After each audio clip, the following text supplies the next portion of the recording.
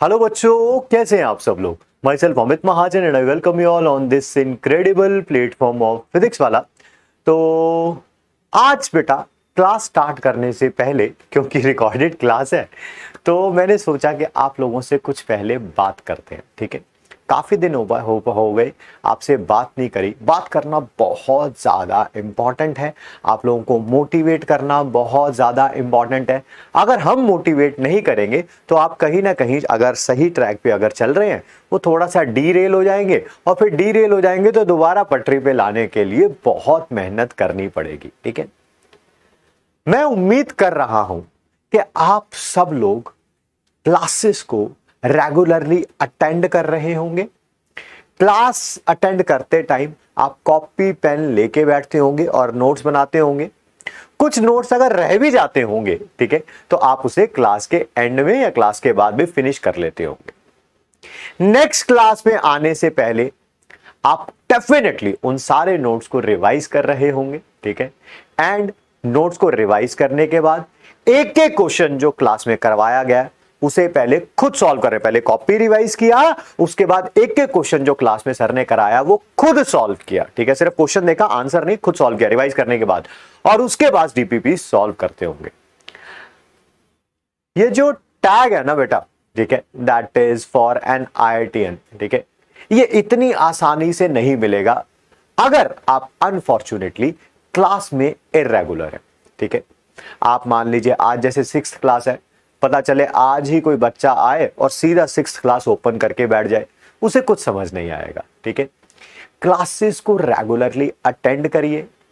हम सबके पास, आपके पास, मेरे पास, हर किसी बच्चे के पास, हर किसी इंसान के पास एक व्हाट डू कॉल इट, कि एक ऐसा पोटेंशियल होता है जो हम लोगों ने अभी डिस्कवर नहीं किया होता।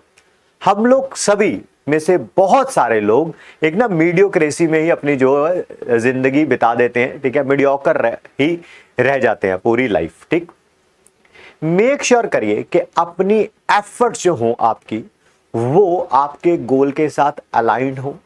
ठीक है, IITian अगर बनना है तो मेहनत तो करनी पड़ेगी ही पड़ेगी, जो मर्जी कह लीजिए। ठीक है, आप कहें कि ये जो रास्ता है 2 साल का ये केक वॉक होगा, नहीं, ये केक वॉक तो नहीं होगा, बहुत आसान तो नहीं होगा। ठीक है, बट हाँ, ये वॉर्थवाइल जरूर होगा। ठीक है, आप में से कई बच्चे जब 2 साल के बाद रिजल्ट आएगा, हो सकता है फर्स्ट जनरेशन IITian हो। फर्स्ट जनरेशन कहने वाला कि पूरे फैमिली में आप पहले IITian हो। ठीक है, या हो सकता है सेकंड और थर्ड जनरेशन भी हो आप में से बहुत सारे। बट वो जो टैग है वो it really really really change your life for better.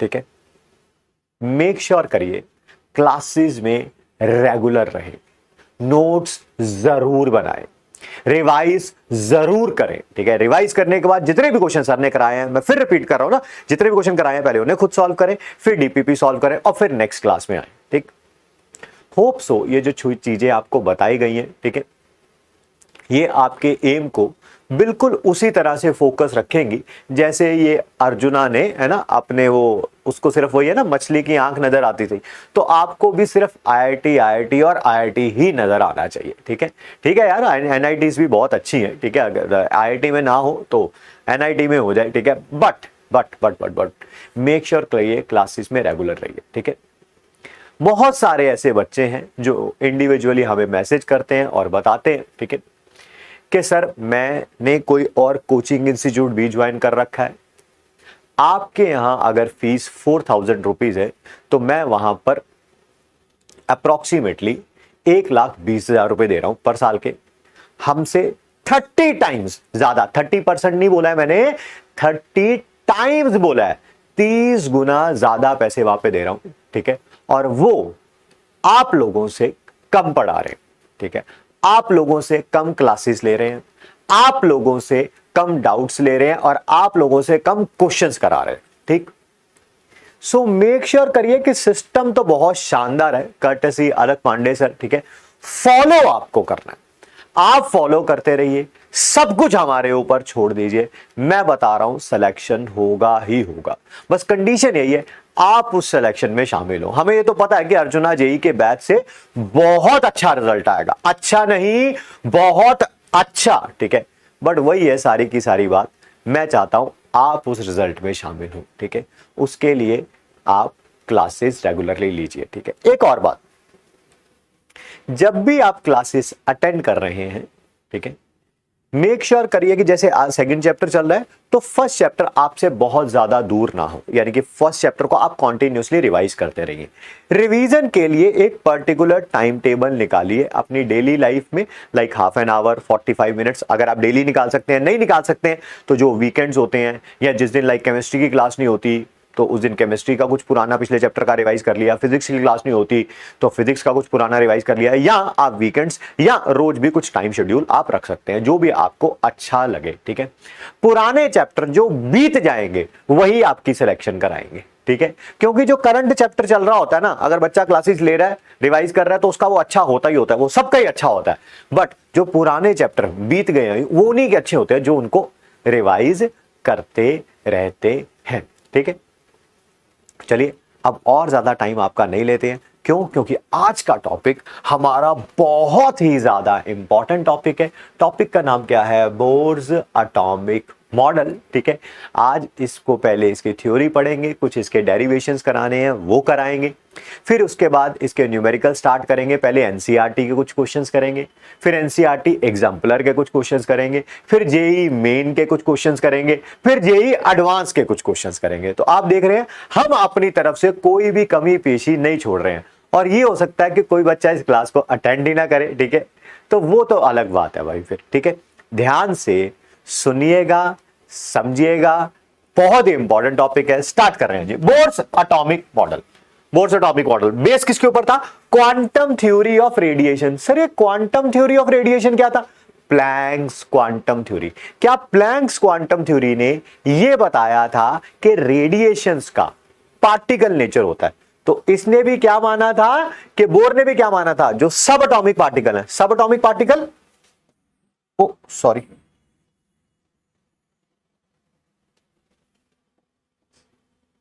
Ji, subatomic particle मतलब इलेक्ट्रॉन, प्रोटॉन और न्यूट्रॉन, जो एटम के अंदर पाए जाते हैं, दैट इज इलेक्ट्रॉन,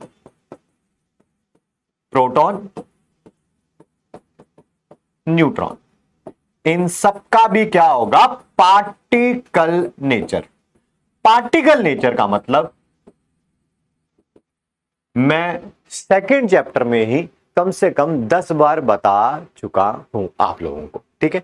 और ये किसको फॉलो कर रहा था? Classical laws of physics. जितने भी आप फिजिक्स पढ़ेंगे क्लास 11th में, ठीक है, अभी जैसे स्टार्ट हो जाएगी मैकेनिक्स, आपका work energy, power, rotational motion, वो सारी की सारी इन पे भी फॉलो होती है according to Bohr. According to Bohr, ये बात सच है कि नहीं वो अलग बात है, ठीक है। बट बोर ने तो यही बोला था कि ये सारे लॉज ऑफ फिजिक्स को, न्यूटन्स लॉज वगैरह को फॉलो करता है, ठीक है। क्या क्या इंपॉर्टेंट पोस्टुलेट्स हैं बोर्स एटॉमिक मॉडल के? सबसे पहली बात उसने क्या बोला था, इस एटम के अंदर, I mean bourse atomic model कहता था बोर के एटम, सॉरी, ठीक है, हाँ, एटम के अंदर क्या होगा? न्यूक्लियस। न्यूक्लियस के अंदर दो चीजें होंगी, कौन कौन सी? Neutron and proton. जैसे ये बना लेते हैं,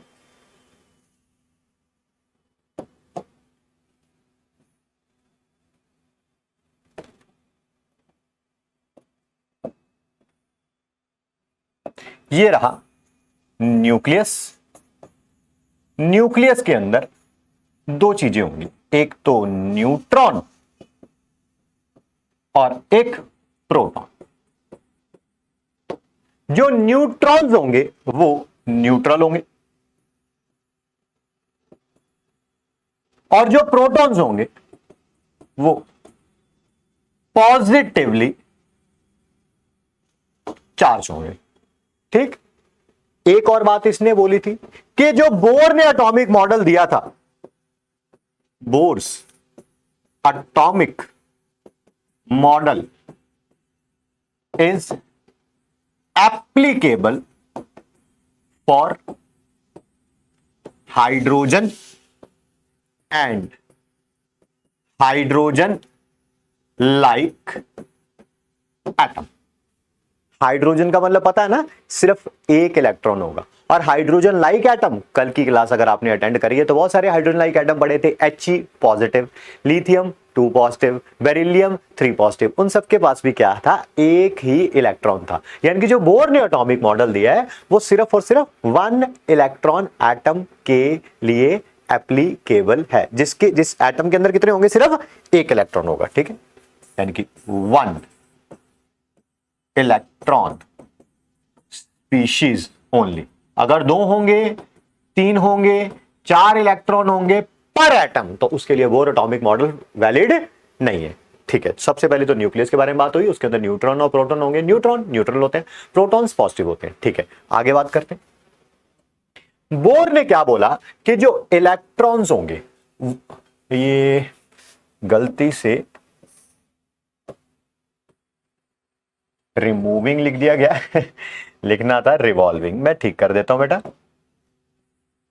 टाइपिंग करते हुए एरर हो गया होगा, कोई बात नहीं, गलती सबसे हो सकती है जी, आपसे हो सकती है, हमसे हो सकती है, जिन्होंने टाइप किया उनसे हो सकती है। क्या, electrons revolving around nucleus in same way as planets revolving around sun. जैसे सन के आसपास सारे प्लैनेट्स रिवॉल्व करते रहते हैं, वैसे ही न्यूक्लियस के आसपास सारे इलेक्ट्रॉन्स रिवॉल्व करेंगे इन पर्टिकुलर ऑर्बिट्स। मैं मतलब समझाता हूं, सबसे पहले शुरू करते हैं।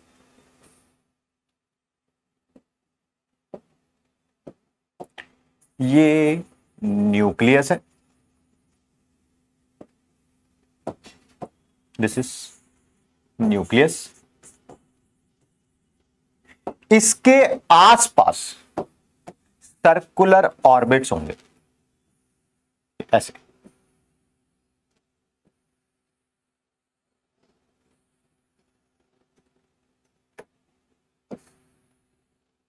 ऐसे। ठीक है, और यहां पर क्या कर रहे होंगे, ये न्यूक्लियस है, यहां पर इलेक्ट्रॉन्स क्या कर रहे होंगे, रिवॉल्व कर रहे होंगे।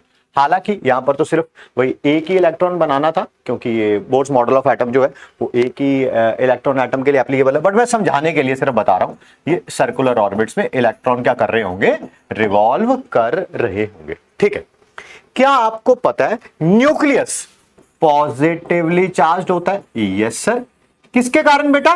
क्योंकि न्यूक्लियस के अंदर न्यूट्रॉन होते हैं, प्रोटॉन होते हैं, प्रोटॉन पे पॉजिटिव चार्ज होता है, न्यूट्रॉन तो न्यूट्रल होते हैं, प्रोटॉन पे पॉजिटिव चार्ज होता है, इसी कारण न्यूक्लियस पे भी क्या होगा, पॉजिटिव चार्ज होगा। ठीक है सर। इलेक्ट्रॉन जो है, ठीक है, उन पे नेगेटिव चार्ज होता है। Yes sir. एक पे नेगेटिव है, एक पे पॉजिटिव है, तो दोनों एक दूसरे को क्या करने चाहिए, अट्रैक्ट करने चाहिए। इसका मतलब इलेक्ट्रॉन जो है वो न्यूक्लियस की तरफ अट्रैक्ट होना चाहिए, और होते होते होते ये इलेक्ट्रॉन है, ये न्यूक्लियस है, इसकी तरफ अट्रैक्ट होना चाहिए और इसके ऊपर आके गिर जाना चाहिए। ठीक है, क्या आपको एक फोर्स ऑफ अट्रैक्शन नजर आ रही है न्यूक्लियस और इलेक्ट्रॉन के बीच में? Yes sir. दो चार्जेस हैं न्यूक्लियस पे, चार्ज किसके कारण है, प्रोटॉन के कारण, इलेक्ट्रॉन पता ही है चार्ज है, तो न्यूक्लियस पे चार्ज किसके कारण है, प्रोटॉन के कारण, इलेक्ट्रॉन पे चार्ज किसके कारण है, वो तो इलेक्ट्रॉन ही है। ठीक है, तो दोनों पे एक फोर्स ऑफ अट्रैक्शन है, दोनों एक दूसरे को क्या कर रही है, अट्रैक्ट कर रही है। बट ये अट्रैक्ट हो तो नहीं रहे, कहने का मतलब है कि अपने ही सर्कुलर ऑर्बिट में क्या करता जा रहा है, रिवॉल्व करता जा रहा है। ठीक है, इसका मतलब जो फोर्स ऑफ अट्रैक्शन अंदर लग रही है, ऐसी ही एक सेम फोर्स लग रही होगी बाहर। देखो, ये न्यूक्लियस है, सॉरी ये इलेक्ट्रॉन है, ये न्यूक्लियस है, क्या दोनों एक दूसरे को अट्रैक्ट कर रहे हैं? Yes sir. बट क्या इलेक्ट्रॉन इसके पास जा पा रहा है? नहीं। ठीक है, इसका मतलब जितनी फोर्स इधर इसको खींच रही है, कोई ऐसी फोर्स भी होगी जो इसके ऑपोजिट लग रही होगी। ठीक है, ऑपोजिट एंड पे। ठीक है, तो वो दोनों फोर्सेस क्या होंगी, force of attraction between electron and nucleus, जो इलेक्ट्रॉन और न्यूक्लियस को अट्रैक्ट कर रही है। ठीक है, वो ऑपोजिट फोर्स के बराबर होगी। कौन सी फोर्स? Centrifugal force. सेंट्रीफ्यूगल समझ आ गया तो बहुत अच्छी बात है, नहीं समझ आया तो इसका एक और नाम है जो हमने फिजिक्स में पढ़ा होगा, centripetal force.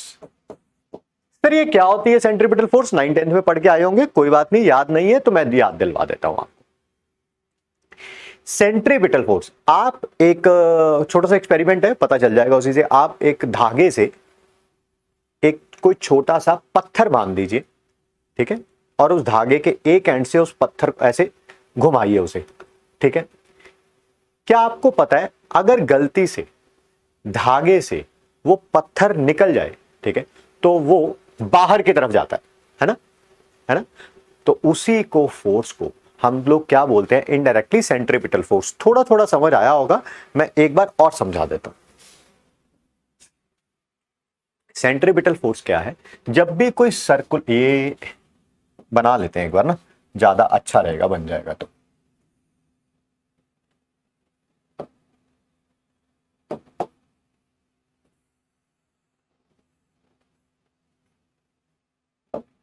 This is nucleus, जिसके अंदर प्रोटॉन भी है, न्यूट्रॉन भी है। प्रोटॉन पर पॉजिटिव चार्ज है, ठीक, इलेक्ट्रॉन पर नेगेटिव चार्ज है। क्या दोनों की एक दूसरे में फोर्स ऑफ अट्रैक्शन होगी? Yes sir. इसको लिख रहा हूं मैं एफ ओ ए। एफ ओ ए मतलब force of attraction between nucleus and electron, ठीक है। ये जो अंदर की तरफ फोर्स लग रही है, इसी के ऑपोजिट एक बाहर की तरफ फोर्स लग रही होगी, और दोनों एक दूसरे के इक्वल एंड ऑपोजिट होंगी। एक अंदर की तरफ फोर्स लग रही है, एक फोर्स कहां पर लग रही होगी, बाहर की तरफ, ठीक है, जो इसको सर्कुलर मोशन में हेल्प करेगी। उसको बोलेंगे हम सेंट्रीपिटल फोर्स। सेंट्रीपिटल कह लो, सेंट्रीफ्यूगल कह लो, केमिस्ट्री में दोनों सेम है, फिजिक्स में उनका मतलब थोड़ा थोड़ा अलग हो जाता है। एक अंदर की तरफ होती है, एक बाहर की तरफ होती है, ठीक है सर। क्या आपको ये देख के कुछ याद आया? ठीक है, force of attraction between nucleus and electron. Yes sir, force of attraction nucleus और इलेक्ट्रॉन के बीच में कितनी होती है वो हम फाइंड आउट कर सकते हैं। बताऊं कैसे? जैसे ये देखो, एक चार्ज है मान लो Q1, दूसरा चार्ज है Q2, दोनों के बीच का डिस्टेंस है R, ठीक। तो पता है इनके बीच की फोर्स को कैसे लिखा जाता था? यस सर, इसी चैप्टर में हमने पढ़ाया, ठीक है। टॉपिक का नाम है रदरफोर्ड्स मॉडल ऑफ एटम। अब देखो, मान लीजिए आपकी क्लास में कोई ऐसा बच्चा हो, उसने रिवाइज ही ना किया हो रदरफोर्ड्स मॉडल ऑफ एटम, तो उसको तो लगेगा सब सर नई नई चीजें बता रहे हो, मुझे कुछ समझ नहीं आ रहा, ठीक है। अब बेटा वो तो फिर आपके ऊपर डिपेंड करता है ना। हमने पढ़ाया है, बताया है, समझाया है, आज दूसरी बार बता रहे हैं हम लोग, ठीक है। पुराना रिवाइज नहीं करेंगे, अगले वालों में प्रॉब्लम आएगी ही आएगी। सो एफ किसके बराबर होगा? दैट इज के Q1 Q2 bye R square. Sir क्या के क्या होता था? पहले सब कुछ बता चुका हूं, 1/4 पाई एप्सिलॉन नॉट, ठीक है, कांस्टेंट है, इसकी वैल्यू होती है 9 × 10⁹ न्यूटन मीटर स्क्वायर पर कूलम स्क्वायर, MKS में, या 1 होती है किसमें? CGS में। ये वैल्यू किसमें? MKS में, और K की वैल्यू 1 होती है CGS में। सर Q1 क्या है? That is charge on one particle. सब लिखा हुआ है जी आपकी कॉपी में, ठीक है, बस ऐसे ही दोबारा लिख रहे हैं, क्योंकि हमें लग रहा है कि कोई रिवाइज ना किया हो तो उसको समझ आ जाए बच्चे को, बट ऐसा होना नहीं चाहिए था। Q2 क्या है? Charge on second particle. R क्या है? दोनों चार्जेस के बीच में distance, distance between two charges. क्या आपको पता है यहां पर ये जो दो चार्ज है, ये वाला और ये वाला, जो दोनों एक दूसरे को अट्रैक्ट कर रहे हैं, ये कौन कौन है? सर एक न्यूक्लियस है, एक इलेक्ट्रॉन है। अगले पेज पे लिख रहा हूं,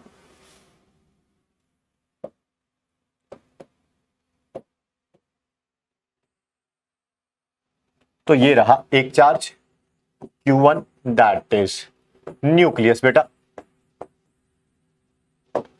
ये रहा दूसरा चार्ज, दैट इज इलेक्ट्रॉन बेटा। क्या आपको पता है चार्ज ऑन इलेक्ट्रॉन को हम E से लिख सकते हैं? Yes sir. वैल्यू कितनी होती है वैसे उसकी? वैल्यू कितनी होती है? 1.6 × 10⁻⁻19 कूलम। अगर इलेक्ट्रॉन का लिखना है तो यहां पर माइनस साइन लगा देना, ठीक, ई का मतलब है चार्ज ऑन इलेक्ट्रॉन, ठीक है। और अगर प्रोटॉन का लिखना है तो यहां पर पॉजिटिव चार्ज लगा देना। सो ई का मतलब है चार्ज ऑन प्रोटॉन और electron, they differ in sign only, है ना, वैल्यू यही होती है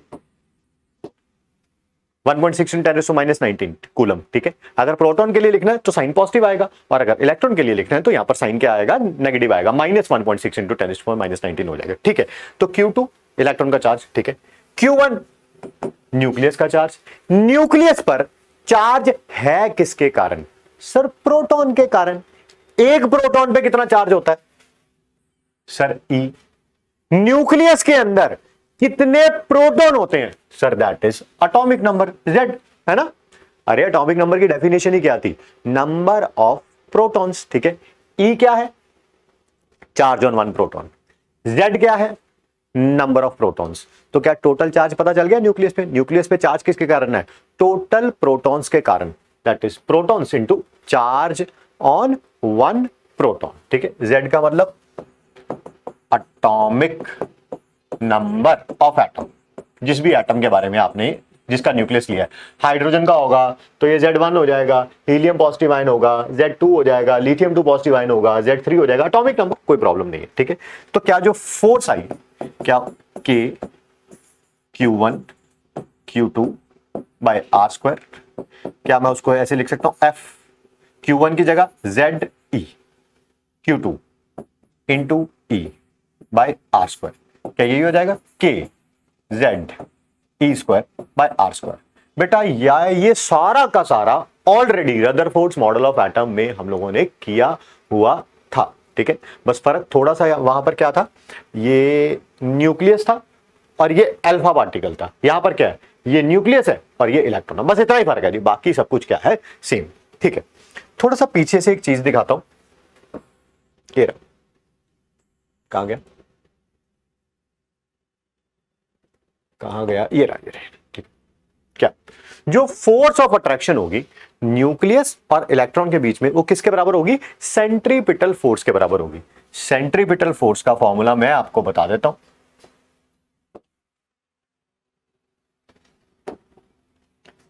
force of attraction between nucleus and electron is equal to centripetal force.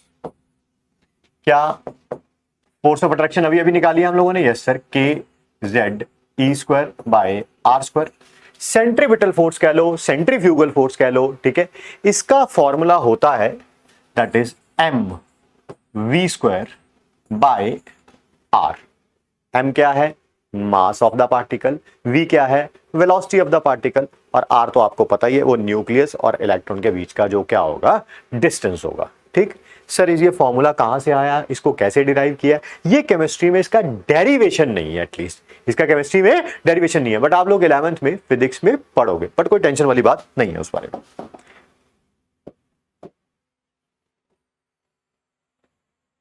चलो ये पॉइंट भी आपको क्लियर हो गया कि जो फोर्स ऑफ अट्रैक्शन होगी वो किसके बराबर होगी? सेंट्रीपिटल फोर्स या सेंट्रीफ्यूगल फोर्स के कारण। फॉर्मूला दोनों का सेम ही होता है, सेंट्रीपिटल हो सेंट्रीफ्यूगल हो। आगे बढ़ते, ठीक है। किसी साइंटिस्ट ने बोर्ड से आके पूछा कि एक बात बता भाई, ये देख, ये मान लिया न्यूक्लियस है, ठीक, थोड़ा छोटा बना दिया, बड़ा बना देते, लो ये मान लिया न्यूक्लियस है, इसके आसपास तूने बोला ना कि सर्कुलर ऑर्बिट्स होंगे, उनमें इलेक्ट्रॉन रिवॉल्व कर रहा होगा, तो भाई इसके आसपास, इस न्यूक्लियस के आसपास तो ऐसे सैकड़ों ऑर्बिट्स हो सकते, ऐसे सैकड़ों ऑर्बिट्स हो सकते। तो क्या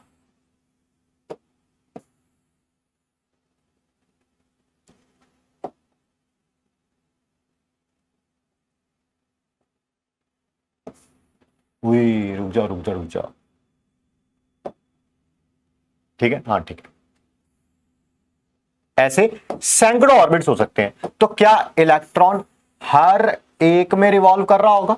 ठीक है, जैसे बीच में हमने सेंटर में क्या बना दिया, ये बना दिया बेटा न्यूक्लियस, इसके आसपास ऐसे इनफाइनाइट नंबर ऑफ ऑर्बिट्स हो सकते हैं। मैंने तो 3 ही बनाने, 4 बनाए हैं, येलो से, एक ब्लू से, एक ऑरेंज से और एक व्हाइट से। क्या हर एक में इलेक्ट्रॉन रिवॉल्व कर रहा होगा? ठीक है, तो बोर ने बोला नहीं, ऐसा नहीं है। ठीक है, इलेक्ट्रॉन सिर्फ उसी में रिवॉल्व करेगा, इलेक्ट्रॉन सिर्फ उसी में रिवॉल्व करेगा जहां पर ठीक है, एंगुलर मोमेंटम, ठीक है, इलेक्ट्रॉन का h/2π का इंटीग्रल मल्टीपल आएगा। मैं रिपीट कर देता हूं, electron revolve only on those orbits whose angular momentum is integral multiple of h/2π।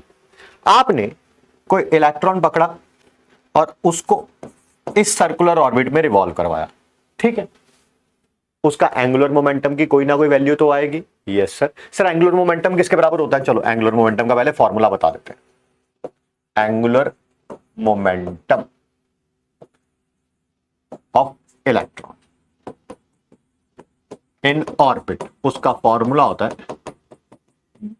Linear momentum, तो पता है ना, linear momentum mass into velocity को लीनियर मोमेंटम बोलते हैं। एंगुलर मोमेंटम होता है mass into linear velocity, linear velocity मतलब वेलोसिटी जिसे आप बोलते हैं, इनटू आर। आर क्या है? डिस्टेंस। ठीक है, यहां से यहां तक का डिस्टेंस क्या कहलाएगा? आर। अगर इलेक्ट्रॉन यहां पे रिवॉल्व कर रहा है, मान लो इलेक्ट्रॉन इसमें रिवॉल्व कर रहा होता तो न्यूक्लियस का यहां तक का डिस्टेंस क्या कहलाता? आर। ठीक है, एम क्या है? मास हो गया। वी क्या है? वेलोसिटी हो गई। ठीक है, और आर आपको पता ही है रेडियस होगा। ध्यान से सुनना, ठीक है, एंगुलर मोमेंटम की जो भी वैल्यू आएगी इस सर्कुलर ऑर्बिट में, ठीक है, कुछ ना कुछ वैल्यू तो आएगी, वो पता किसके बराबर होनी चाहिए? ये जो एंगुलर मोमेंटम आया है वो पता किसके बराबर होना चाहिए? h/2π। h की वैल्यू प्लैंक्स कांस्टेंट 2 पता ही है, पाई पता ही है। ठीक है, h/2π का इंटीग्रल मल्टीपल होना चाहिए, h/2π का इंटीग्रल मल्टीपल होना चाहिए। इंटीग्रल मतलब कि n की वैल्यू या तो 1 हो सकती है, या 2 हो सकती है, या 3 हो सकती है, 4 हो सकती है, 5 हो सकती है, 6 हो सकती है, 7 हो सकती है, ऐसी वैल्यू हो सकती है। n की वैल्यू 1.7 नहीं हो सकती, n की वैल्यू 2.8 नहीं हो सकती। अगर इंटीजर है तो इलेक्ट्रॉन उस ऑर्बिट में रिवॉल्व करेगा। ठीक है, अगर एंगुलर मोमेंटम की वैल्यू h/2π का मल्टीपल आई, लाइक 1h/2π आई तो रिवॉल्व करेगा, 2h/2π आई रिवॉल्व करेगा, 3h/2π आई रिवॉल्व करेगा, 4h/2π आई रिवॉल्व करेगा। ठीक है, एंगुलर मोमेंटम की कोई ना कोई वैल्यू तो आएगी, mass into velocity into radius को मल्टीप्लाई करो, कोई ना कोई वैल्यू तो आएगी। वो h/2π का इंटीग्रल मल्टीपल होना चाहिए, जहां पर n की वैल्यू कितनी हो सकती है? 1 2 3 4 एंड सो ऑन। ठीक है, अगर ऐसा आया तो इलेक्ट्रॉन रिवॉल्व करेगा, अदरवाइज इलेक्ट्रॉन रिवॉल्व नहीं करेगा। ठीक, मान एक क्वेश्चन करके देखते हैं, आपको ज्यादा अच्छे तरीके से समझ आ पाएगा। जैसे देखो, in which of the following orbits electron will not revolve? Answer: if value of angular momentum is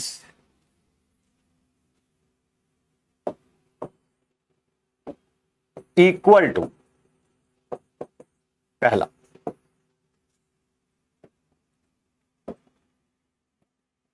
पहला, है h/2π। एंगुलर मोमेंटम की वैल्यू ये आई, दूसरे में आई h/π, तीसरे में आई 1.5h/π, चौथे में आई 3.7h/π। इन चारों में से इलेक्ट्रॉन किस में रिवॉल्व नहीं करेगा? क्या अभी अभी हम लोगों ने पढ़ा कि बेटा MVR किसके बराबर आना चाहिए? NH/2π, जहां पर n की वैल्यू क्या होनी चाहिए? कोई ना कोई इंटीजर, या 1 या 2 या 3 या 4 एंड सो ऑन। ठीक है, क्या पहला देखो जरा, क्या पहले में फिट हो रहा है ये? हाँ सर, यहां पर अगर n की जगह 1 रख दो अगर आप n की जगह 1 रख दो तो ये बन जाएगा, यानी कि इलेक्ट्रॉन इसमें रिवॉल्व करेगा, है ना। n की जगह वैल्यू क्या आ रही है 1, ठीक है। अच्छा ये वैल्यू कैसे बन सकती है, अगर मैं n की जगह यहां पर 2 रख दूं, अगर मैं n की जगह यहां पर 2 रख दूं, ऊपर भी 2 बेटा नीचे भी 2, ये देखो 2 h अपॉन 2 पाई को क्या मैं ऐसे लिख सकता हूं h अपॉन पाई, हाँ सर लिख सकते हैं। तो n की वैल्यू कितनी आई 2, ये भी पॉसिबल हो सकता है, ठीक है। इसके बारे में बात करते हैं, ये आया 1.5h अपॉन पाई, क्या बेटा 1.5h अपॉन पाई को ऐसे लिख सकते हैं 3h अपॉन 2 पाई, हाँ सर लिख सकते हैं। क्या ये NH अपॉन 2 पाई से कंपैरिजन करो तो क्या n की जगह पर क्या आ रहा है 3 आ रहा है, तो इसका मतलब ये भी पॉसिबल हो सकता है, इंटीजर की वैल्यू है। इसके बारे में बात करते हैं 3.7 h अपॉन पाई, इसको ऐसे लिख सकते हैं 7.4 h अपॉन 2 पाई, इसका कंपैरिजन करो NH अपॉन 2 पाई से, NH अपॉन 2 पाई किसके बराबर आ गया 7.4 h अपॉन 2 पाई, क्या n की जगह 7.4 आया, यस सर। क्या 7.4 कोई इंटीजर है, नो सर। इसका मतलब इलेक्ट्रॉन जो है वो इसमें रिवॉल्व नहीं कर सकता, ठीक है। तो ये हमारा आंसर हो गया, इसमें भी रिवॉल्व कर सकता है, इसमें भी रिवॉल्व कर सकता है, इसमें भी रिवॉल्व कर सकता है। एक बात का ख्याल रखिएगा कि ये जो पॉस्टुलेट था, लिख लीजिएगा जो मैं लाइन बोल रहा हूं MVR is equal to NH upon 2 pi, इसका मैथमेटिकल प्रूफ बोर नहीं दे पाया था। किसने दिया था, डी ब्रॉगली ने दिया था। कैसे दिया था वो एक बात की बात है, बट यहां पर आप लिख लेंगे, ठीक है। Mathematical proof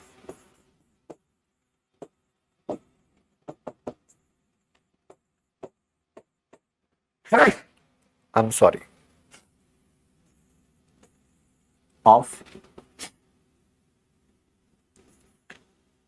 angular momentum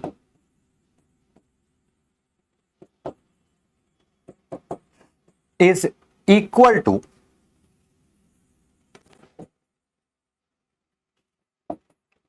NH upon 2 pi is not given by Bohr.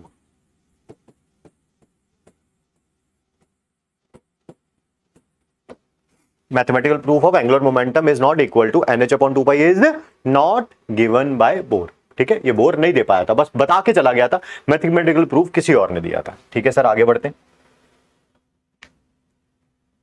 क्या लिखा हुआ है, each stationery orbit has different amount of energy. ठीक है, कुछ समझ नहीं आया होगा, इसको लेमन लैंग्वेज में कन्वर्ट करते हैं। क्या, ये रहा न्यूक्लियस और ये रहे पहली शेल। पहली शेल समझ रहे हो, फर्स्ट ऑर्बिट। ठीक है, ये रही सेकंड शेल, ये रही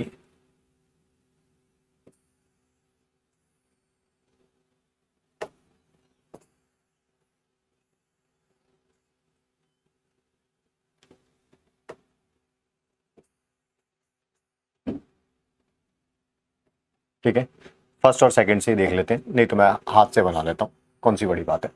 थर्ड शेल, अगर इलेक्ट्रॉन, ये न्यूक्लियस है बेटा, अगर इलेक्ट्रॉन फर्स्ट शेल में रिवॉल्व कर रहा होगा, ठीक, सर्कुलर ऑर्बिट में रिवॉल्व कर रहा होगा। फर्स्ट ऑर्बिट मतलब फर्स्ट शेल, सेकंड ऑर्बिट मतलब सेकंड शेल, थर्ड ऑर्बिट मतलब third shell, fourth orbit fourth shell. ठीक है, यहां पर इलेक्ट्रॉन की एनर्जी फिक्स्ड होगी। जब तक इलेक्ट्रॉन अपनी शेल में घूम रहा है उसकी एनर्जी क्या है, फिक्स्ड है, ना वो एनर्जी लूज करेगा ना वो एनर्जी गेन करेगा। यही लिखा हुआ है, इसका मतलब मैं इसको लेमन लैंग्वेज में लिख देता हूं। क्या, व्हेनेवर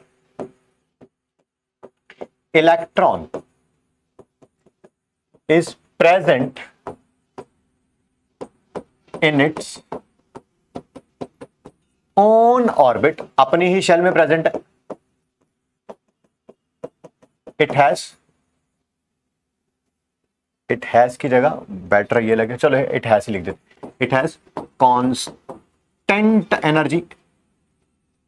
इसकी एनर्जी क्या रहेगी, इलेक्ट्रॉन की क्या रहेगी, कांस्टेंट रहेगी। ठीक है, एंड डिस्टिंक्ट, डिस्टिंक्ट का मतलब बाकियों से अलग होगी। लाइक जो इलेक्ट्रॉन फर्स्ट शेल में है उसकी एनर्जी अगर कोई इलेक्ट्रॉन सेकंड शेल में होता, अगर कोई इलेक्ट्रॉन सेकंड शेल में होता है, ठीक है, तो उससे अलग होगी। अगर कोई इलेक्ट्रॉन थर्ड शेल में होगा तो उससे अलग होगी। यानी कि जो इलेक्ट्रॉन की एनर्जी फर्स्ट शेल में है वो कांस्टेंट भी है और डिफरेंट भी है, सेकंड शेल में है कांस्टेंट भी है डिफरेंट भी है। अगर वही इलेक्ट्रॉन थर्ड शेल में है तो उसकी एनर्जी कांस्टेंट भी है डिफरेंट भी है। एंड समझ आ गया होगा मेरे ख्याल से आपको, मतलब ठीक है। आगे बढ़ते हैं, क्या लिखा है, एमिशन और absorption of energy in the form of radiation can only occur when an electron jumps from one stationary orbit to another. यही पीछे मैंने एक्सप्लेन किया है, दोबारा एक्सप्लेन कर देता हूं। अगर इलेक्ट्रॉन ने एनर्जी एब्जॉर्ब कर ली, ठीक, तो इलेक्ट्रॉन एनर्जी एब्जॉर्ब करके ऊपर किसी शेल में चला जाएगा, ठीक, जिसे आप एक्साइटेड स्टेट भी बोलते हैं, ठीक है। या अगर इलेक्ट्रॉन ने एनर्जी लूज कर दी तो वो लूज करके नीचे किसी भी शेल में आ सकता है, नीचे वाली शेल में या जहां से गया था वहां पर भी आ सकता है। मैं एक बार फिर रिपीट कर देता हूं, जब तक इलेक्ट्रॉन अपनी शेल में है उसकी एनर्जी कांस्टेंट है, जब तक इलेक्ट्रॉन अपनी शेल में है उसकी एनर्जी कांस्टेंट है। अब वो एनर्जी चेंज कैसे आएगा, या तो इलेक्ट्रॉन एनर्जी एब्जॉर्ब करके कहीं ऊपर चला जाए या एनर्जी एमिट करके नीचे आ जाए। या तो एनर्जी एब्जॉर्ब करके कहां चला जाए, ऊपर, या एनर्जी एमिट करके क्या आ जाए, नीचे। एनर्जी चेंज तभी होगा, अदरवाइज एनर्जी चेंज नहीं होगा, ठीक। अपने शेल में इलेक्ट्रॉन की एनर्जी क्या रहेगी, कांस्टेंट रहेगी। थोड़ा अच्छे तरीके से लिख लेते हैं, ठीक है। पहले इसको थोड़ा ब्लैक कर देते हैं क्योंकि मैं समझाने ही जा रहा हूं दोबारा, तो सब समझा देता हूं।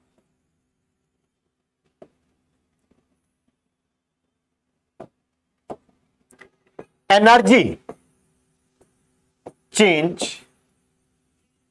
Will occur if electron loses or gains energy, ठीक है। इसी को नेक्स्ट पेज पे लिख रहे हैं, एक्सप्लेन कर रहे हैं।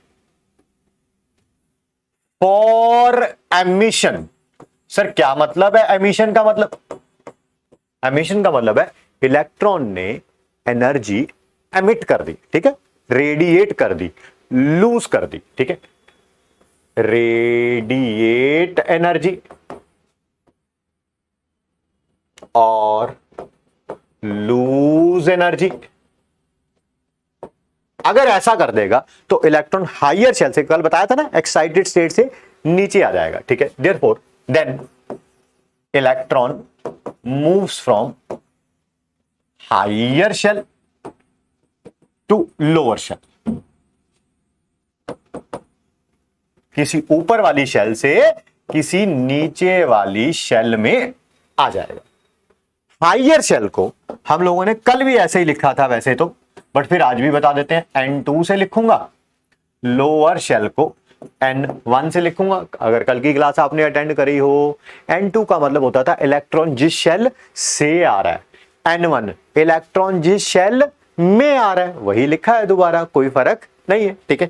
तो क्या चेंज इन एनर्जी को ऐसे लिख सकते हैं, E N2 minus E N1।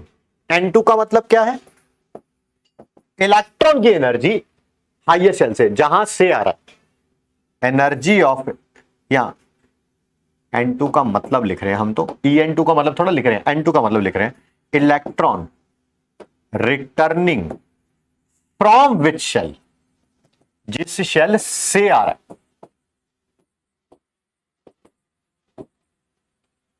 Sir ये तो N2 का मतलब हुआ, En2 का मतलब क्या हुआ, energy of electron in N2 shell, ठीक। N1 का मतलब जिस शेल में आ रहा है, electron returning to which shell. Sir ये तो N1 का मतलब हुआ, En1 का मतलब क्या हुआ, इलेक्ट्रॉन की एनर्जी N1 शेल में, En2 का मतलब इलेक्ट्रॉन की एनर्जी N2 शेल में, ठीक है। इसको भी लिख लेते हैं, En2 energy of electron in N2 shell. N2 shell मतलब जहां से आ रहा है, En1 energy of electron in N1 shell, ठीक है। से डेल्टा ई का मतलब क्या होगा? Change in energy. भाई ऊपर से नीचे आया है तो कुछ एनर्जी लूज करी है ना, यही वाली वो एनर्जी है जो उसने क्या करी है, लूज करी है। सर पेपर में अगर क्वेश्चन आ गया एनर्जी चेंज नहीं, आप हमें बताओ जैसे जैसे इसको क्वेश्चन की फॉर्म में कन्वर्ट कर लेते हैं, थोड़ा आसान हो जाएगा। क्वेश्चन नहीं, एग्जाम्पल की फॉर्म में कन्वर्ट कर लेना, दैट वुड बी बेटर, ठीक है। फॉर एग्जाम्पल, क्योंकि क्वेश्चन के लिए तो आपको En2 En1 की वैल्यू पता होनी चाहिए, वो अभी हमने सिखाई नहीं है, वो भी आज ही सिखाएंगे थोड़ी देर में, ठीक है। बट अभी तो एग्जाम्पल के लिए, if electron returns from fifth shell to second shell, मान लीजिए इलेक्ट्रॉन कहां से कहा आया बेटा, फिफ्थ शेल से सेकेंड शेल में आया, ठीक है। Then find change in energy. आप चेंज इन एनर्जी भी बोल सकते हैं, या ये भी बोल सकते हैं कि बताओ कितनी एनर्जी रेडिएट हुई है या लॉस हुई है या एमिट हुई है। रेडिएट होना, लॉस होना, एमिट होना, सबका मतलब क्या है, सेम, ठीक है। तो एंड ये पहला पार्ट था। दूसरा, वेवलेंथ बताओ, जो भी लाइट निकलेगी, जो भी एनर्जी निकलेगी, उसकी कोई ना कोई वेवलेंथ होगी उस रेडिएशन की। Wavelength of light emitted. कोई पूछ ले, नहीं, फ्रीक्वेंसी बताओ, जो भी वो रेडिएशन निकली है उसकी फ्रीक्वेंसी बताओ। लाइट एमिटेड या रेडिएशन एमिटेड एक ही बात है। कोई पूछ ले, नहीं जी, वेव नंबर बताओ।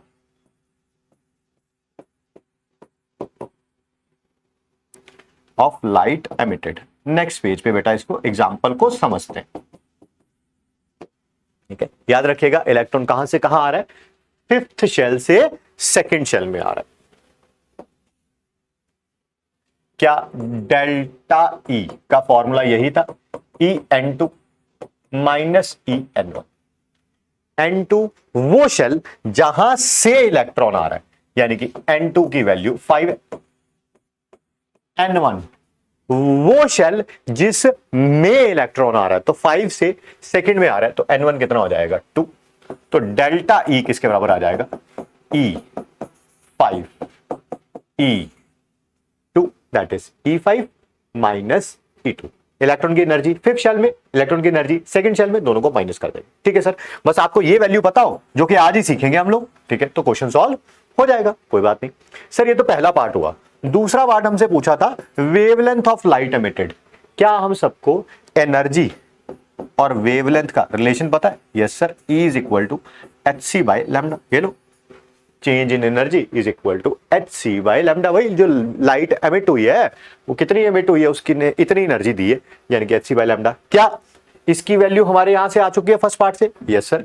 क्या hc की वैल्यू, बहुत बार हमारी बात हो चुकी है कि hc की वैल्यू SI यूनिट्स में अप्रोक्सीमेटली हम लोग इतनी रख सकते हैं, SI यूनिट्स में, इन SI यूनिट्स में, ठीक है।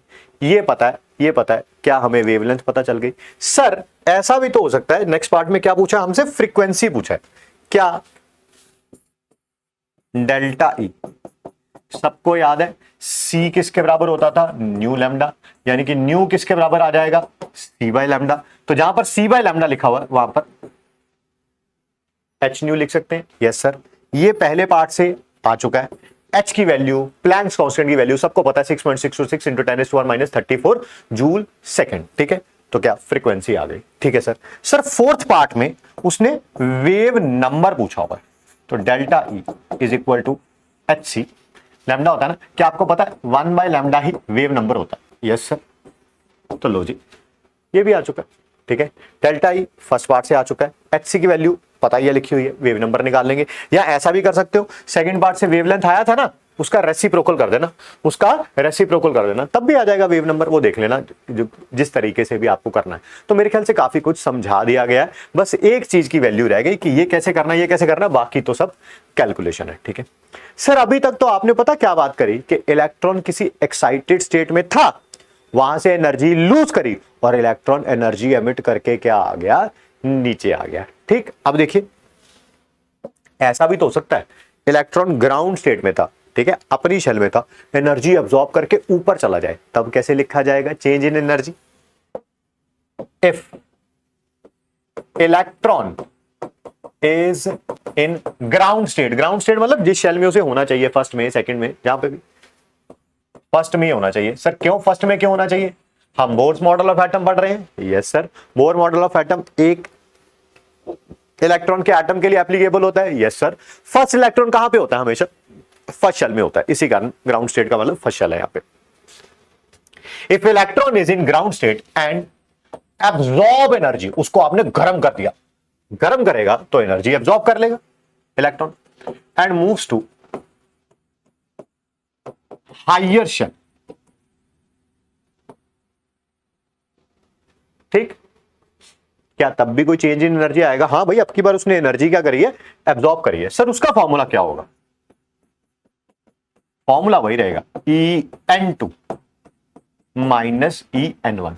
सर अब N2 और N1 का मतलब क्या होगा? N2 जिस शेल में जा रहा है, जिस शेल में जा रहा है, ठीक है, ये दिस इज N2, N1 जिस शेल से जा रहा है, जिस शेल से जा रहा है, ठीक है। तो फिर भाई डेल्टा ई किसके बराबर, ये तो निकाल लेंगे। मान लो इलेक्ट्रॉन गया फर्स्ट शेल से सिक्स्थ शेल में, फर्स्ट शेल से सिक्स्थ शेल में, ये E1 हो जाएगा, ये E6 हो जाएगा, E6 माइनस E1। क्या अगर आपको एनर्जी चेंज पता चल गया, क्या आप वहां से वेवलेंथ निकाल सकते हो? क्या आप वहां से फ्रीक्वेंसी निकाल सकते हो? Wavelength of the light absorbed, frequency of the light absorbed, wave number of the light absorbed, ठीक है। क्या सब कुछ कर सकते हैं जैसा हमने पिछले वाले में किया, ठीक है। तो ये कुछ बातें थी बोर्स मॉडल ऑफ एटम के बारे में, ठीक है। और बात करते, अब बेटा क्या करेंगे हम लोग, अलग अलग चीजों को डिराइव करेंगे। अलग अलग चीजों का मतलब क्या, पहले तो वही बता दें कि अगर इलेक्ट्रॉन न्यूक्लियस से इलेक्ट्रॉन कितना दूर है उसे बोलते हैं रेडियस, है ना। फर्स्ट शेल का रेडियस, अगर इलेक्ट्रॉन फर्स्ट शेल में है तो फर्स्ट शेल का रेडियस, अगर वही इलेक्ट्रॉन सेकंड शेल में है, ये न्यूक्लियस है, इलेक्ट्रॉन सेकंड शेल में है तो सेकंड शेल का रेडियस, अगर वही इलेक्ट्रॉन थर्ड शेल में है तो न्यूक्लियस से इलेक्ट्रॉन की दूरी, दैट इज थर्ड शेल का रेडियस। ये फाइंड आउट कैसे करते हैं, इसका डेरिवेशन भी, इसके न्यूमेरिकल भी, दोनों के दोनों हमें करने हैं। स्टार्ट करते हैं जी। लिखिए Bohr's radius. Sir Bohr's radius का क्या मतलब है? वही है, that is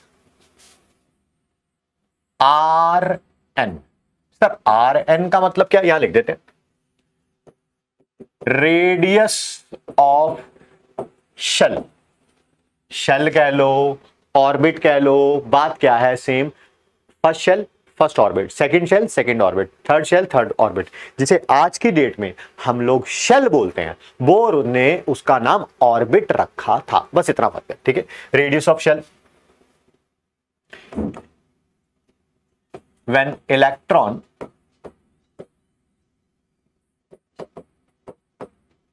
is in nth shell. थोड़ा कंफ्यूजिंग सा लिखा हुआ है, मतलब बता देते हैं। अगर मैं R1 लिख दूं यहां पे, R1 का मतलब है, ठीक है, दैट इज रेडियस जब इलेक्ट्रॉन फर्स्ट शेल में। R2 का क्या मतलब है? रेडियस न्यूक्लियस से लेके शेल तक का डिस्टेंस रेडियस कहलाता है जब इलेक्ट्रॉन सेकंड शेल में है। R3 क्या मतलब है? रेडियस, ठीक है, जब इलेक्ट्रॉन थर्ड शेल में। ठीक, समझ आ गया मेरे ख्याल से Rn का मतलब, ठीक है सर। पहले सबसे पहले इसको डिराइव करेंगे, ठीक है। डेरिवेशन स्कूल के लिए थोड़ा बहुत इंपॉर्टेंट हो सकता है, स्कूल में तो नहीं, हाँ कंपटीशन के लिए इंपॉर्टेंट हो सकता है। गलती से मैंने स्कूल बोल दिया, कंपटीशन के लिए इंपॉर्टेंट तो है ही, ठीक है। तो उसका डेरिवेशन कर रहे हैं, अगले पेज पे कर रहा हूं। Derivation of radius of shell, भाई nth शेल कह लो Rn। डेरिवेशन के लिए मैं उन्हीं चीजों की हेल्प लूंगा जो अभी अभी हमने पोस्टुलेट्स पढ़े थे। जैसे क्या अभी एक ऐसा पोस्टुलेट पढ़ा था आप लोगों ने, force of attraction between nucleus and electron, क्या वो ऐसे लिखी गई थी, is equal to centripetal force, क्या वो ऐसे लिखा गया था? Yes sir. क्या मैं इस आर को आर एन बोल सकता हूं? हाँ सर बोल सकते हो, क्योंकि आर एन का वही, आर का मतलब भी रेडियस था, आर एन का मतलब भी रेडियस है। फर्क कितना है, आर एन लिखने का मतलब है कि इलेक्ट्रॉन जो है पता चले फर्स्ट शेल में होगा तो फर्स्ट शेल का रेडियस, सेकंड शेल में होगा तो सेकंड शेल का रेडियस, थर्ड शेल में होगा थर्ड शेल का रेडियस। ठीक है सर। क्या एक आर एन से एक आर एन कैंसल आउट हो गया? Yes sir. तो K Z E square by R N is equal to M we square. Yes sir. क्या मैं यहां से वी स्क्वायर को ऐसे रख सकता हूं, K Z E square by M? Yes sir. ये हो गई हमारी इक्वेशन नंबर 1। ठीक है। ऐसे ही क्या बेटा आज ही हम लोगों ने एक और डेरिवेशन भी पढ़ा था। ठीक है, एक और पोस्टुलेट पढ़ा था, sorry, that is M V R is equal to N H upon 2 पाई।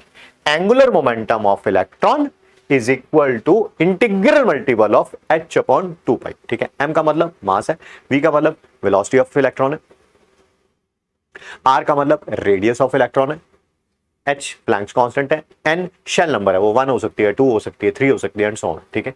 क्या मैं इस आर को आर एन लिख दूं? भाई अगर एन 1 होगा तो रेडियस भी फर्स्ट शेल का होगा, एन 2 होगा यानी कि इलेक्ट्रॉन सेकंड शेल में है तो रेडियस भी सेकंड शेल का होगा। सिमिलरली क्या इसे वी एन लिख दूं? सर वी एन कहने का मतलब भाई वेलोसिटी ऑफ इलेक्ट्रॉन है ना ये। हाँ सर, वेलोसिटी ऑफ इलेक्ट्रॉन है। तो अगर ये फर्स्ट शेल में होगी कुछ और होगी, सेकंड शेल में होगी कुछ और होगी, थर्ड शेल में होगी कुछ और होगी, तो सर यहां पर भी एम वी एन लिख लो। हाँ लिख लो भाई, कोई प्रॉब्लम नहीं है। वी एन का मतलब है वेलोसिटी इलेक्ट्रॉन की फर्स्ट शेल में, तो वी वन हो जाएगा, सेकंड शेल में वी टू हो जाएगा, थर्ड शेल में वी थ्री हो जाएगा। भाई अलग अलग शेल में वेलोसिटी ऑफ इलेक्ट्रॉन अलग अलग होगी। आज हम लोग प्रूफ भी करेंगे। ठीक है। यहां से भी क्या मैं वी एन निकाल सकता हूं? हाँ सर निकाल लो। वी एन किसके बराबर आ गया? एन एच बाय 2 पाई, एम उधर चला जाएगा, आर एन उधर चला जाएगा, चला गया सर। क्या बेटा मैं इसको सेकंड इक्वेशन मान सकता हूं? Yes sir. क्या फर्स्ट इक्वेशन और सेकंड इक्वेशन को हम इक्वेट कर सकते हैं? लिख लो। इधर से वी एन स्क्वायर की वैल्यू, वी एन स्क्वायर की वैल्यू, यहां पर एम और आर एन नहीं लिखा ना, हाँ सॉरी आर एन नहीं लिखा, कुछ गड़बड़ है। क्या गड़बड़ है? हाँ आर एन नहीं लिखा यहां पे, अब लिख लिया। चलिए आगे बढ़ते हैं। ठीक है। क्या वी एन स्क्वायर की वैल्यू ये लिख ली,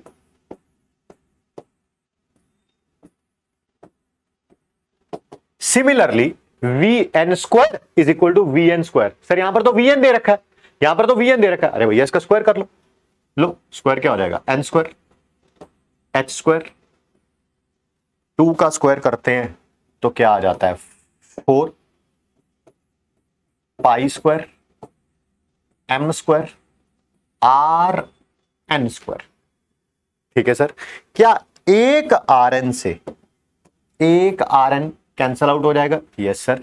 क्या एक एम से एक एम भी कैंसल आउट हो जाएगा? Yes sir.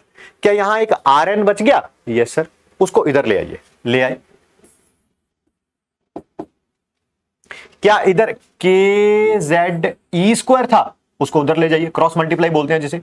ऊपर क्या आ जाएगा? एन स्क्वायर एच स्क्वायर, नीचे क्या आ जाएगा? 4 pi square M K Z E square, के जेड ई स्क्वायर।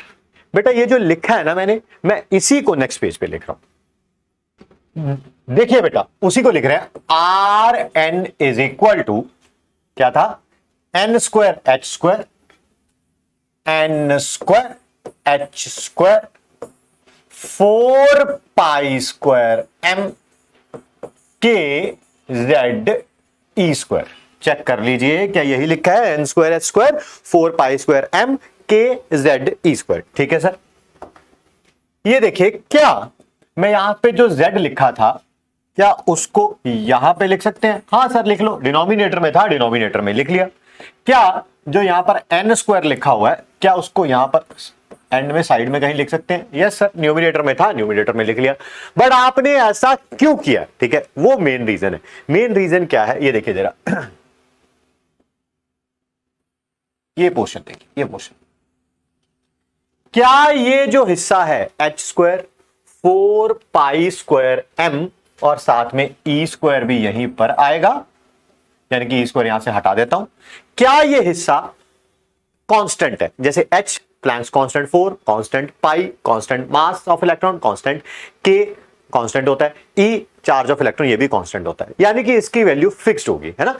एन और जेड की वैल्यू फिक्स्ड नहीं है, क्यों? क्योंकि एन शेल नंबर है, हो सकता है एन शेल नंबर फर्स्ट हो तो एन की वैल्यू 1 हो जाएगी, सेकंड हो एन 2 हो जाएगा, थर्ड हो एन 3 हो जाएगा। जेड एटॉमिक नंबर होगा, अगर यही हाइड्रोजन एटम के लिए देख रहे होते तो जेड की वैल्यू 1 होती, He पॉजिटिव के लिए देख रहे होते जेड की वैल्यू 2 होती, लिथियम 2 पॉजिटिव के लिए देख रहे होते जेड की वैल्यू 3 होती। यानी कि ये तो वेरिएबल्स है और ये क्या है? कांस्टेंट। अगर ये कांस्टेंट है तो इनकी कुछ ना कुछ वैल्यू तो होगी। हाँ सर होगी कुछ ना कुछ वैल्यू।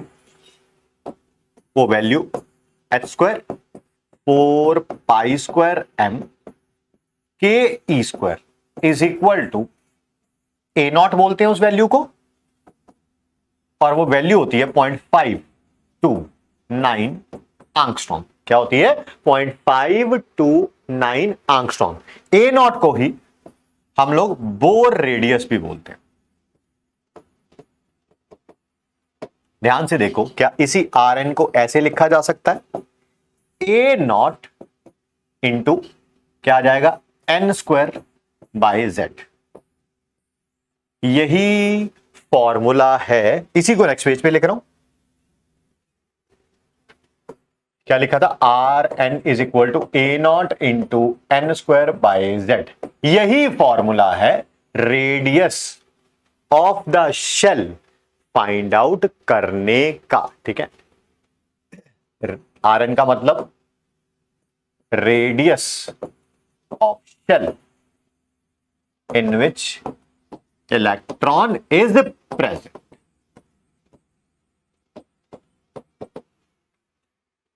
ए नॉट की वैल्यू रखना चाहो रख सकते हो आप। अभी अभी पीछे बताया था कितनी होगी? 0.529 into N square by Z. 0.529 angstrom था, एंगस्ट्रॉम को लास्ट में लिख देंगे। एंगस्ट्रॉम को मीटर में जब कन्वर्ट करते हैं कितना होता है? 10⁻⁻10 मीटर। ठीक, तो ये हो गया 0.529 angstrom into N square by Z. ठीक है, एक आध कोई आसान सा क्वेश्चन इसके ऊपर देख लेते हैं, जैसे find radius of electron of second orbit of lithium 2 positive ion. बेटा लिथियम 2 पॉजिटिव आयन के सेकेंड शेल में इलेक्ट्रॉन घूम रहा है। ठीक है, ये रहा लिथियम 2 पॉजिटिव आयन, इसके सेकेंड शेल में इलेक्ट्रॉन घूम रहा है। आपको ये रेडियस बताना है, ये रेडियस बताना है। ठीक है सर, बता देंगे। क्या आर एन का फॉर्मूला हम लोगों ने पढ़ लिया है? Yes sir, that is a not. A not लिखना है, ए नॉट लिख लो, 0.529 एंगस्ट्रॉम लिखना है, 0.529 एंगस्ट्रॉम लिख लो into N square by z. क्या ए नॉट की वैल्यू हम सबको पता है 0.529 एंगस्ट्रॉम है? यस सर, अभी आपने 5 सेकंड पहले बताई भी। क्या एन की वैल्यू कौन सी शेल में है इलेक्ट्रॉन? कौन सी शेल में? Second orbit. सेकंड ऑर्बिट कह लो, सेकंड शेल कह लो, बहुत बार बताया, 2 होगा। जेड एटॉमिक नंबर होता है, हम सबको पता है, लिथियम हो या लिथियम 2 पॉजिटिव हो, हमेशा एटॉमिक नंबर तो सेम ही रहता है। कितना हो जाएगा? 3। बस रखो वैल्यू यहां पे, आर एन 0.529 एन का स्क्वायर यानी कि 2 का square divided by z, z3 है एंगस्ट्रॉम। क्या इसको ऐसे बोल सकते हैं 4/3, ये 4 हो गया, ये 3 हो गया, इंटू 0.529 एंगस्ट्रॉम। ये आ गया रेडियस किसका, लिथियम 2 पॉजिटिव आयन का, रेडियस लिथियम 2 पॉजिटिव आयन का, ये रहा। ठीक है, ये जो फॉर्मूला हम लोगों ने लिखा Rn, इसी को थोड़ा और मॉडिफाई करते हैं। ये लिखा Rn A0 into n square by z। मैं फाइंड आउट कर रहा हूं RH। सर ये RH का मतलब क्या है, पहले ये बताइए। ये है radius of electron in hydrogen atom, radius of electron in hydrogen atom, radius of electron shell of hydrogen atom in ground state. सारी चीजों का मतलब बता देता हूं मैं। सबसे पहले तो हाइड्रोजन एटम के बारे में बात हो रही है, ठीक है। ग्राउंड स्टेट के बारे में बात हो रही है, ग्राउंड स्टेट मतलब इलेक्ट्रॉन फर्स्ट शेल में ही होगा, ठीक है सर। क्या आपको पता है RH के लिए Z हमेशा 1 ही रहेगा? हां सर, जब आपने बोल ही दिया कि हाइड्रोजन एटम के बारे में बात हो रही है तो हाइड्रोजन का Z तो क्या होता है 1। इलेक्ट्रॉन ग्राउंड स्टेट में है यानी कि फर्स्ट शेल में है, तो N भी कितना होगा, 1 होगा, ठीक है। तो RH का फॉर्मूला किसके बराबर आ गया, A0 into n square by Z। N भी 1 है, Z भी 1 है, क्या ये A0 ही आ गया, क्या ये 0.529 एंगस्ट्रॉम ही आ गया, क्योंकि A0 की वैल्यू 0.529 एंगस्ट्रॉम ही होती है। तो क्या जहां पर A0 लिखा जाएगा, क्या मैं वहां पर रेडियस ऑफ हाइड्रोजन एटम लिख सकता हूं? Yes sir. तो Rn किसके बराबर आ गया, A0 की जगह radius of hydrogen atom into n square by Z।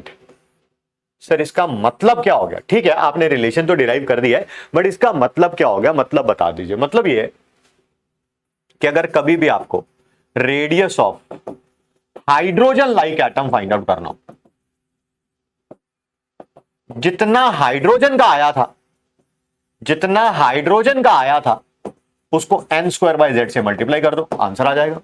जितना हाइड्रोजन का आया था उसको n स्क्वायर बाय Z से मल्टीप्लाई कर दो, ठीक है, आपको radius of hydrogen like atom का पता चल जाएगा। छोटा सा क्वेश्चन इसके ऊपर, फाइंड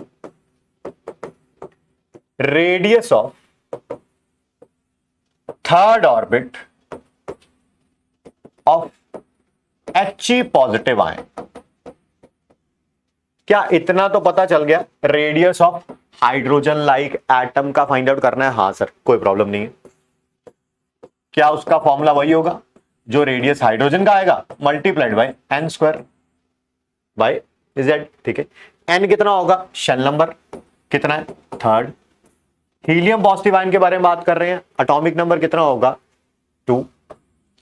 तो क्या हो जाएगा, He पॉजिटिव, RH की वैल्यू कितनी थी, 0.529 angstrom into n square that is 9, Z2, Z कितना, 2, ठीक है। तो बस इसको आप सॉल्व कर सकते हैं, ठीक है। 4.5 से मल्टीप्लाई कर दीजिएगा 0.529 एंगस्ट्रॉम को, ठीक है। आगे बढ़ते हैं, आगे क्या डिराइव करना है हम लोगों को, कैलकुलेशन ऑफ वेलोसिटी, ठीक है। मुझे लग रहा है हमें आज का प्लान थोड़ा सा चेंज करना पड़ेगा, क्योंकि ऑलरेडी क्लास को अप्रोक्सीमेटली 1 आवर से ऊपर का टाइम हो चुका है, अप्रोक्सीमेट देखें, और अभी हम डेरिवेशंस वगैरह ही कर रहे हैं। तो आज फिर थोड़ा सा प्लान को चेंज करते हैं। क्या करते हैं, आज सारे डेरिवेशन कर लेते हैं। आप इनको आराम से क्लास को लीजिए, समझिए हर एक चीज को। अलग एक एक 2-2 क्वेश्चन बीच में मैंने करा दिए हैं, बट मैं उनको काउंट ही नहीं कर रहा हूं, तो ऐसे करा दिया, ठीक है।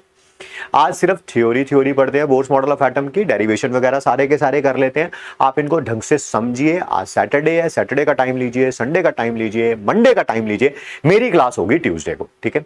ट्यूसडे को बोर्स मॉडल ऑफ एटम के बहुत सारे न्यूमेरिकल्स करेंगे। मेक श्योर करिएगा ट्यूसडे की क्लास आपको समझ नहीं आएगी अगर आज की क्लास में जो जो पढ़ाया गया है, समझाया गया है, आपने नोट्स नहीं बनाए होंगे, आपने रिवाइज नहीं किया होगा। देखो हमने तो देखो पूरी तैयारी कर रखी है, मैं आपको दिखाई देता हूं। ये देखो, ये क्वेश्चन किसका है, दैट इज एनसीईआरटी का, ये भी सिंपल क्वेश्चन है, ये एनसीईआरटी एग्जाम्पलर का है, ये जेई मेन का है, जेई मेन का है, जेई मेन का है, जेई मेन का है, जेई मेन का है, ये आईआईटी जेई एडवांस का क्वेश्चन है, ये जेई मेन का है, ये आईआईटी जेई एडवांस का है, ये भी उसी का आईआईटी जेई एडवांस के 2 क्वेश्चन पैराग्राफ में इकट्ठे आए थे, वो वाले क्वेश्चन है। बट मुझे लगता नहीं कि आज हम यहां तक पहुंच पाएंगे। मेरा क्या है, मैं तो पहुंचा भी दूंगा किसी तरह से, बट मैं आप लोगों को ओवर बर्डन नहीं करना चाहता कि इतना ज्यादा बर्डन हो जाए कि आप पढ़ ही ना पाए, ठीक है। बट मेक श्योर करिएगा कि आप ट्यूसडे तक क्लास ले लें, रिवाइज कर लें, सारे के सारे फॉर्मूले अच्छी तरह से समझ लें, ताकि हम जब ट्यूसडे क्लास लेंगे सिर्फ न्यूमेरिकल्स ही न्यूमेरिकल्स करेंगे। बोर्स मॉडल ऑफ एटम पे पूरी क्लास लगा देंगे यार, न्यूमेरिकल्स और बोर्स मॉडल ऑफ एटम पे। समझ तभी आएगी अगर आज की क्लास को अच्छे तरीके से आपने किया होगा। चलिए अगला डेरिवेशन करते हैं। नेक्स्ट क्या है, calculation of velocity of electron in nth orbit. Vn से लिखेंगे, क्या मतलब है, that is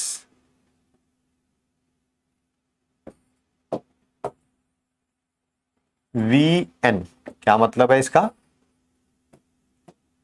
velocity of electron in nth orbit. ठीक, अगर इलेक्ट्रॉन फर्स्ट शेल में है तो इसे V1 बोल देंगे, सेकंड शेल में है V2 बोल देंगे, थर्ड शेल में है V3 बोल देंगे। वेलोसिटी इलेक्ट्रॉन की थर्ड शेल में, V2 वेलोसिटी इलेक्ट्रॉन की सेकंड शेल में, V1 वेलोसिटी इलेक्ट्रॉन की फर्स्ट शेल में। इसको डिराइव करना है कि ये इसकी वैल्यू आएगी कैसे। क्या आज ही हम लोगों ने पढ़ा था, एंगुलर मोमेंटम इंटीग्रल मल्टीपल होगा NH/2 के। यस सर, ठीक है। ये R की जगह Rn, भाई किस शेल में है रेडियस वो लिख दिया, किस शेल में है इलेक्ट्रॉन वो लिख दिया, ठीक है। क्या मैं यहां से Vn की वैल्यू निकाल सकता हूं, हाँ सर निकल गई, NH/2 m और Rn को उधर ले जाओ, ले गए सर। क्या हम सब लोगों ने पढ़ा है कि Rn अभी अभी पढ़ा है just, A0 into n² by z होता है, हाँ सर अभी अभी डिराइव किया। तो Rn की जगह क्या लिख दूंगा, A0 into n² by z। Next page पे Vn किसके बराबर आ गया था, NH/2 m Rn की जगह क्या लिख दूंगा, A0 into n² divided by z। क्या आपको पता है डिनोमिनेटर को किसी भी चीज से डिवाइड करो तो ऊपर चला जाता है, यस सर। क्या ये एक n से एक n कैंसल आउट हो जाएगा, यस सर। तो ये क्या बन जाएगा बेटा, Vn is equal to H/2 m A0 into n into z। ठीक, और देखो बेटा ये इतना सा हिस्सा देखो, ये इतना सा हिस्सा जो है यहां से लेके यहां तक, क्या ये कांस्टेंट है, yes sir. H constant, 2 constant, pi constant, mass of electron constant. क्या A0 अभी अभी इसकी वैल्यू पीछे पड़ी है, कांस्टेंट थी और वैल्यू भी कितनी थी इसकी, 0.529 एंगस्ट्रॉम। तो ये पूरा हिस्सा कांस्टेंट है, तो भाई इसकी कोई ना कोई वैल्यू तो आएगी सॉल्व करने पर, इसकी कोई ना कोई वैल्यू तो आएगी सॉल्व करने पर, यस सर। और वो वैल्यू कितनी है मैं बता देता हूं आपको, 2.18 into 10⁶ metre per second, metre per second. तो फॉर्मूला क्या हो जाएगा बेटा, फॉर्मूला क्या हो गया Vn का, यहां पर तो आ गया 2.18 into 10⁶ into z by n, metre per second, metre per second. ये फॉर्मूला एज इट इज आप याद रखेंगे, ठीक है। Vn का मतलब क्या है, वेलोसिटी इलेक्ट्रॉन की nth शेल में, वेलोसिटी इलेक्ट्रॉन की nth शेल में, ठीक। Z का मतलब क्या है सर, वो तो पता ही है, एटॉमिक नंबर, कितनी बार बताओगे एक ही चीज को। n का मतलब पता ही है, शेल नंबर, ठीक। तो ये सारी चीजें आपको पता होनी चाहिए, ठीक है। कोई सिंपल सा एक चीज बता देते हैं, फिर उसके बाद इसके ऊपर एक छोटा सा न्यूमेरिकल भी करा देते हैं, ठीक है। हम फाइंड आउट करने जा रहे हैं VH। सर ये VH होता क्या है, वेलोसिटी इलेक्ट्रॉन की हाइड्रोजन एटम। आपको पता है हाइड्रोजन एटम के बारे में बात हो रही है, तो क्या Z तो 1 होगा ही होगा, है ना। एटॉमिक नंबर कितना होगा 1, कोई प्रॉब्लम नहीं है, ठीक है। क्या शेल भी 1 होगी, है ना, शेल भी 1 होगी, फर्स्ट ही शेल में होगा इलेक्ट्रॉन, यस सर। तो रखो वैल्यू, VH किसके बराबर आ जाएगा 2.18 इंटू 10⁻⁶, क्या था Z/N, Z भी कितना 1, N भी कितना 1 मीटर पर सेकेंड, तो VH यही आ गया 2.18 इंटू 10⁻⁶ मीटर पर सेकेंड। आपको यह भी पता होना चाहिए, चाहे 2.18 इंटू 10⁻⁶ मीटर पर सेकेंड लिखो या C/137 लिखो, मतलब क्या है सेम। सर ठीक है, स्पीड ऑफ लाइट। तो Vn के फॉर्मूले में जहां पर 2.18 इंटू 10⁻⁶ लिखा हुआ था, वहां पर चाहे VH लिख लो चाहे C/137 लिख लो, यानी कि Vn का फॉर्मूला क्या हो जाएगा, या तो VH इंटू Z/N या C/137 इंटू Z/N।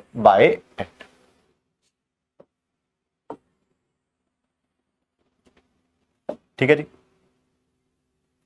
ये Vn का मतलब क्या है, velocity of hydrogen like atom. Question देखिए, जैसे आपको वेलोसिटी फाइंड आउट करनी है, find velocity of electron in third shell of beryllium 3 positive. क्या आपको पता है beryllium 3 positive hydrogen like atom है, यस सर। तो वेलोसिटी बेरिलियम 3 पॉजिटिव की किसके बराबर होगी, जितनी हाइड्रोजन एटम की है मल्टीप्लाइड बाय Z/N। क्या Z कितना होगा, दैट इज एटॉमिक नंबर, सबको पता है, hydrogen, helium, lithium, beryllium, atomic number 4। N shell number, shell number कितना है, दैट इज थर्ड शेल लिखा ही हुआ, बस बेटा वैल्यू पुट कर दो। चाहे VH लिखना है VH लिख दो, 2.18 इंटू 10⁻⁶ लिखना है VH की जगह वो लिख दो, C/137 लिखना है वो लिख दो, मर्जी आपकी है।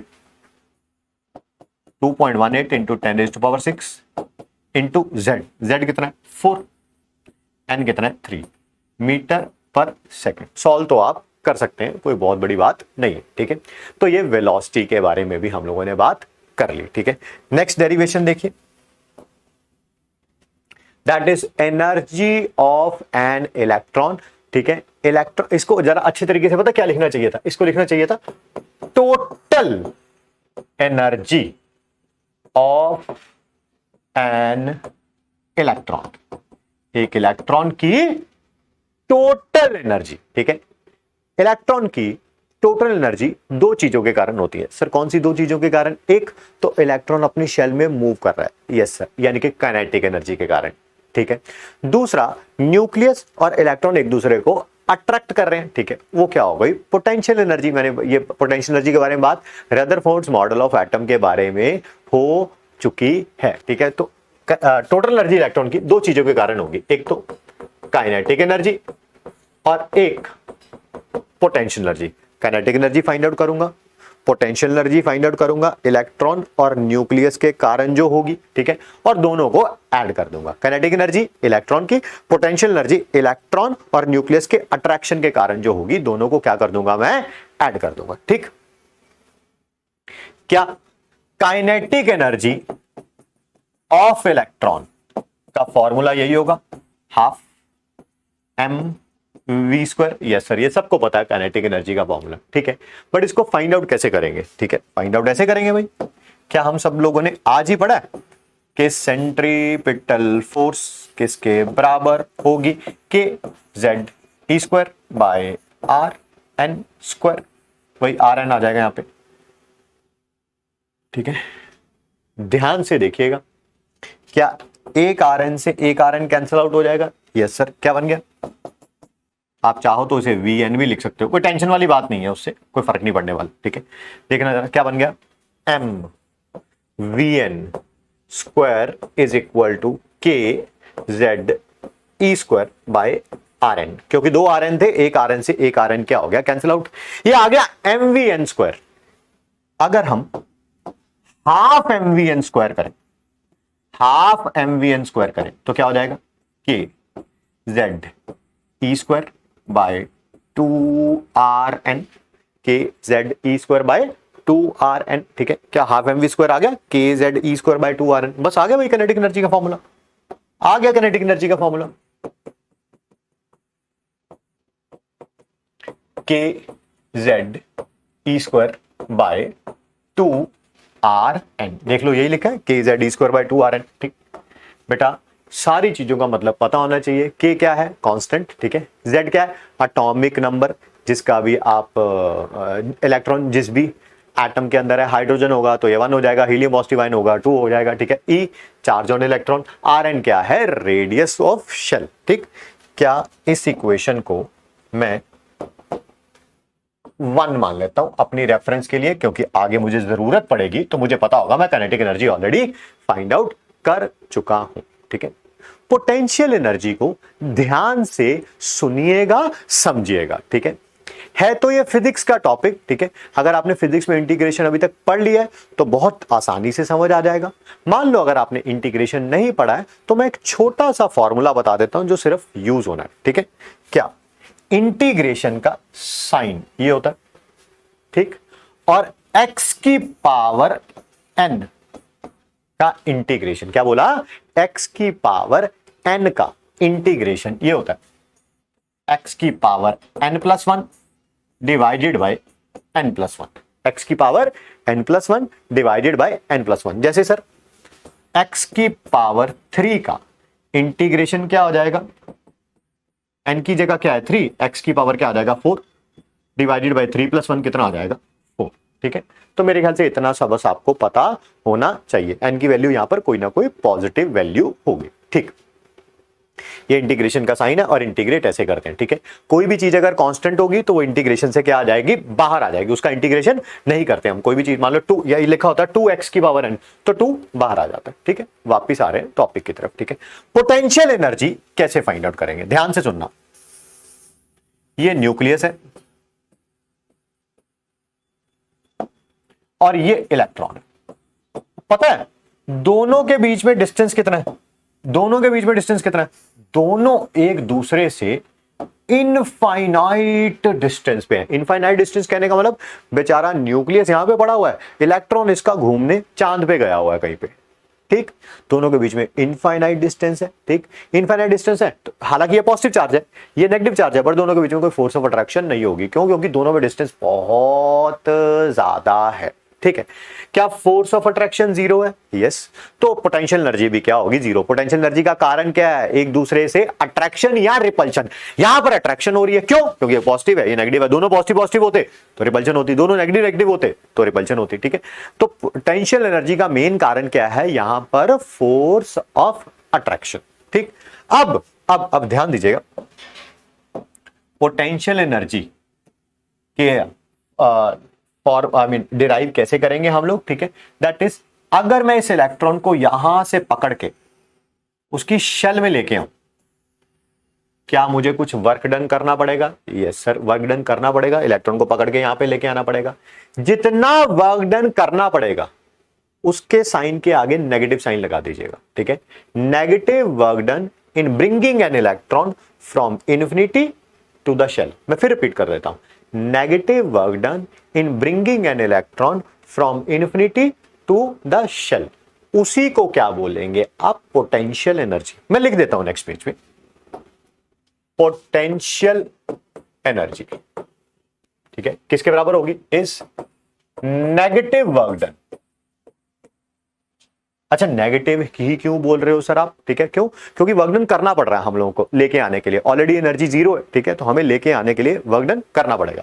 इस negative work done in bringing an electron from infinity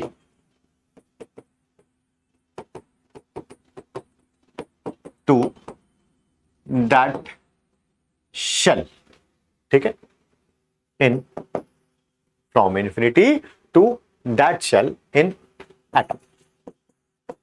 ठीक है सर, जो भी वर्क डन आएगा उसके साइन के आगे नेगेटिव चार्ज लगा देंगे। ठीक है सर, वर्क डन कैसे फाइंड आउट करेंगे? ठीक है भाई, ये रहा न्यूक्लियस, ये रहा इलेक्ट्रॉन। ठीक है, इन्फिनिटी पे है, इसको पकड़ के थोड़ा सा पास लेके आए, इन्फिनिटी से थोड़ा पास लेके आए, तो क्या वर्क डन करना पड़ेगा? यस सर, उस वर्क डन को लिखूंगा DW।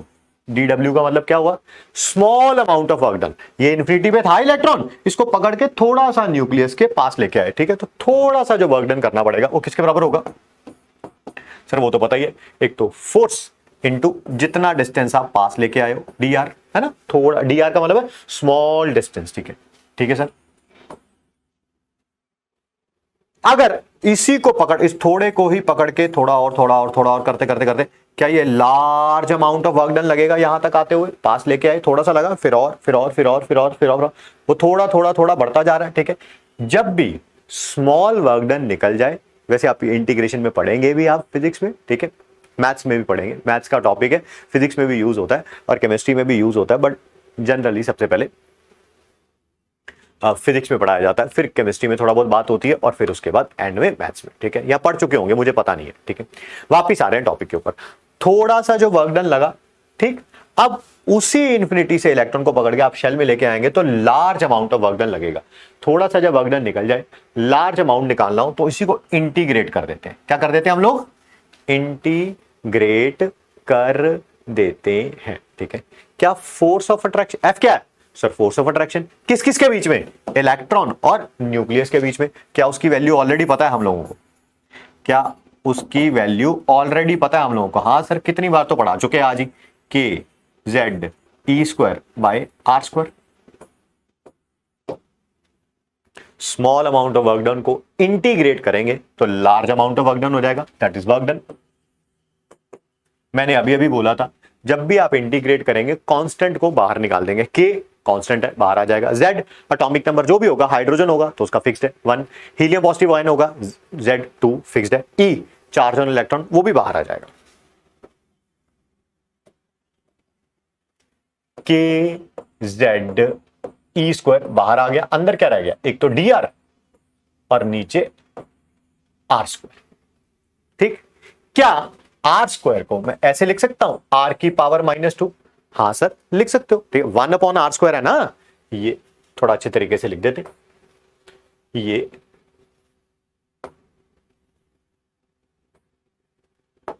1/r स्क्वायर है ना, क्या मैं इसको ऐसे लिख सकता हूं, r की पावर -2? यस सर, लिख सकते हैं आप। क्या अभी अभी पढ़ा था x की पावर n का इंटीग्रेशन, x की पावर n, ये x है ये n है, इंटीग्रेशन क्या था? x की power n+1 divided by n+1। x क्या है? r की power n+1 divided by n+1। देखो जरा, क्या ये r की पावर